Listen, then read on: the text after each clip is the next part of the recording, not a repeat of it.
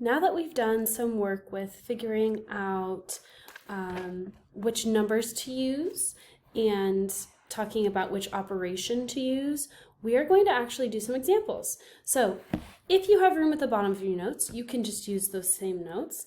If you don't have room, then just turn the page and continue a little Cornell Notes page for examples. So over here, I'm going to write examples. Again, you can still use this column here for questions. And I really want you to write down questions if you have any so that you can bring them to Online Teacher Time. All right, let's get started on some examples. I would like you to convert 6 meters to centimeters. Go ahead and pause to see if you can do it on your own, and then I will do it with you. We have 6 meters converting to centimeters. We can do what we've done in the past in my class, at least. I'm not sure if Mr. Hopkins and Ms. Corbin's class did this, but we draw a tic-tac-toe table to help us out in just kind of organizing our thoughts with this. So we have 6 meters to centimeters. What we know goes over here. The unit is meters to centimeters. We have 6 of them to start. Meters, 6 of them. Centimeters, we don't know yet. We're going from meters to centimeters. This is where I put my rule. That means this is where I put the operation I'm using and the number I'm multiplying by. So, meters to centimeters.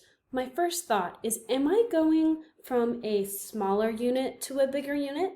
Or am I going from a larger unit to a smaller unit? Well, remembering back from that unit sizes video, I know that meters are much bigger than centimeters because meters are like the size of a baseball bat, whereas a centimeter is the size of like a thumbtack. So I have to multiply because I'm going from a larger unit to a smaller unit. But now what do I multiply by? Well, I can look at my tips down here. Okay, I'm either using 10, 100, or 1,000. I can check the tables or check the prefix. So let me check the table first. Okay, do I see one that goes from meters and centimeters or centimeters to meters? I do right here. 100 centimeters is in 1 meter. Whoa, that tells me what to multiply by right away. So if I go back to my example, I know that there's 100 centimeters in every meter. So I'm multiplying by 100. So if I'm multiplying by 100, that means it's 6 times 100. So my answer would be 600. I want you to try that again. This time, let's use 11. 11 meters. Convert that into centimeters. Awesome. Cover the zeros. 11 times 1 is 11. And then you tack the zeros back on. So we have 1,100 centimeters for that one. Okay, fantastic. Let's do another example.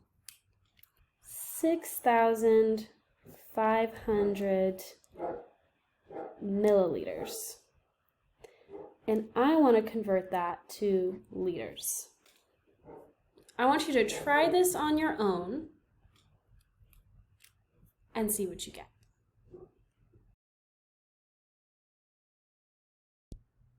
Okay, I think you've got your answer. This is the time to check if you got the right answer. So again, I like to do the tic-tac-toe table. You do not have to use the tic-tac-toe table if you don't want to, but that's what I like to use. So it's just nice to organize my thoughts. I'm going to draw my tic-tac-toe table. I'm going to draw a little bigger this time so it's a little bit neater. Okay, I'm going from milliliters to liters. So milliliters comes first and liters comes second. I know I have 6,500 milliliters. Okay. I don't know how many liters that is yet. So last time on our first example, I said we can reference the tables. We can do that again, or we can look at the prefix. Well, milliliters, remember we said milli means 1,000th. If there's 1,000 milliliters in a liter, that means that milliliters are smaller. So if I'm going from a smaller unit to a bigger unit, I need to divide. And I just said from my prefix here, milliliters, that there's 1,000 milliliters in a liter. So I'm dividing by 1,000. Whoa, this seems pretty crazy. Do we divide by 1,000 in 4th grade? Not usually, but we can do it. So let's write it over here to take a look at how this will look. Okay. It's the same process. So 1,000, can I do anything to multiply 1,000 to get 6? No, I can't. So I'm going to put a little x. Can I get 65? No, 1,000 is much bigger than 65. How about 650? No. Okay, so now I'm looking at 6,500, the number I started with. What a coincidence. Okay, so 1,000, what can I multiply 1,000 by to get as close as possible to 6,500? Well, really, if I just cover these up, I can get 6 by multiplying 1 and 6. So 1 times 6 is 6. That means 1,000 times 6 is 6,000. That's pretty close without going over 6,500. What if I did 7? Ugh, it's too big. It would go over 6,500, so I can't do that. I have to use 6.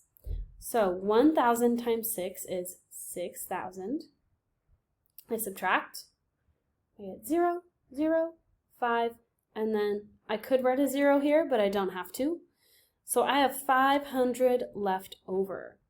Okay, well, 1,000 times something gets me 500. Well, no, I can't do that. 1,000 is much bigger than 500, so I'm left with this 500.